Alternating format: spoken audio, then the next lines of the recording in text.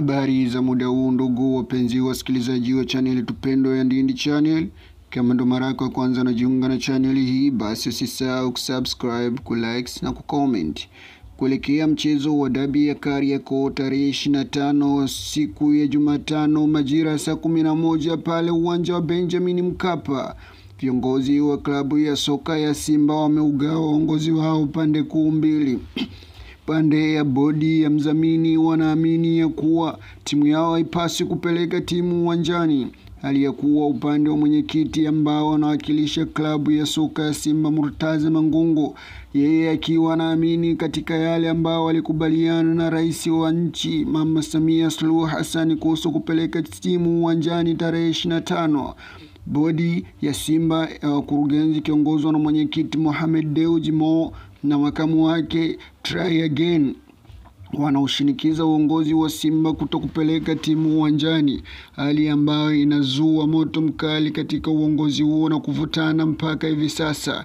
Imebaki siku moja tu kuelekea dabi ya Kariakoo, lakini uongozi wa soka ya Simba bado unavutana pande zote mbili, pande za mashabiki zikiamini kuwa uongozi wao ustahili kupeleka timu uwanjani, bodi nayo ikiwashinikiza upande wa mwenyekiti katika klabu ya soka ya Simba usipeleke timu uwanjani. Mwenyekiti Murtaza Mangungu amesimamia msimamo ambao walikubaliana na rais Mama Samia Suluhu Hassan kuhusu kumaliza utata ili mradi mechi ya dabi ichezwe siku ya tarehe 25, lakini bodi imekuja juu na kuamini ya kuwa uamuzi sahihi. Simba imekuwa ikipelekwa kufuatia matakwa wanayoyahitaji wapinzani wao Dar es Salaam Yanga Afrika.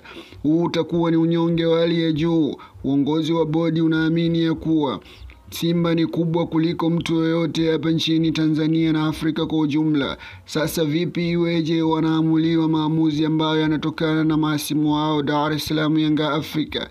Kumbukwe kuelekea dabi ya tarehe 25 ambayo mwanzo ilipangwa kuchezwa tarehe 15 ya mwezi wa 6, ikihairishwa kutokana na matakwa ya Dar es Salaam Yanga Afrika kutaka uongozi wa bodi ya ligi ujiuzulu pamoja na katibu mkuu wa TFF ujiuzulu hapo, na dabi yairishwe ipangiwe tarehe nyingine, ndipo watakuwa tayari kucheza mara baada ya dabi ya tarehe 8 kuahirishwa.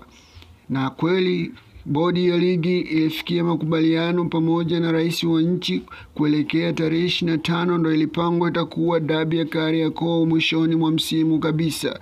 Mechi hiyo ni yenye kuamua nani anakuwa bingwa wa NBC Premier League kwa msimu wa 2024-25, hali ambayo inazua taharuki upande wa pili wakiamini ya kuwa kikosi chao bado hakiko tayari kupambana na klabu ya soka ya Yanga, hivyo kutafuta sababu ya kutokuelekea mchezo wa tarehe 25 ambao utapigwa siku ya Jumatano majira saa 11 pale uwanja wa Benjamin Mkapa.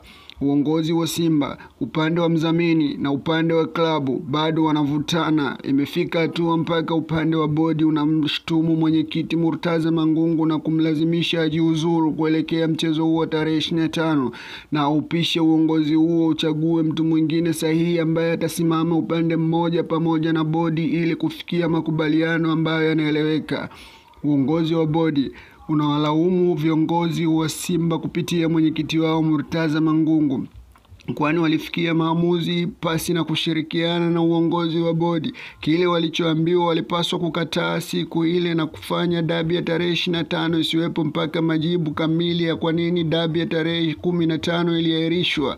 Simba wanaamini wana haki ya kikanuni ya kudai na kupewa majibu ya kutosha kwa nini dabi ya tarehe 15 iliahirishwa. Ikumbukwe siku moja kabla ya mchezo wa tarehe 15 uongozi wa soka Simba ulitoa barua iliyosema kama dabi ya tarehe 15 haitochezwa hawatakuwa tayari kupeleka timu katika dabi nyingine yoyote ile, wao wakiamini tarehe 15 ndio ilikuwa ya mwisho kwa wao kucheza hivyo. Na kuelekea mchezo wa mwisho ambao wameucheza pale KMC Complex dhidi ya Kagera Sugar, viongozi wao walitangaza hadharani ya kuwa huo ndio ulikuwa mchezo wao wa mwisho wa ligi kuu msimu huu, na kuaga mashabiki na kuwatakia mapumziko mema kuelekea msimu unaofuata. Tusichoke kunifuatilia katika channel hii kwa habari nyingi zaidi za uhakika.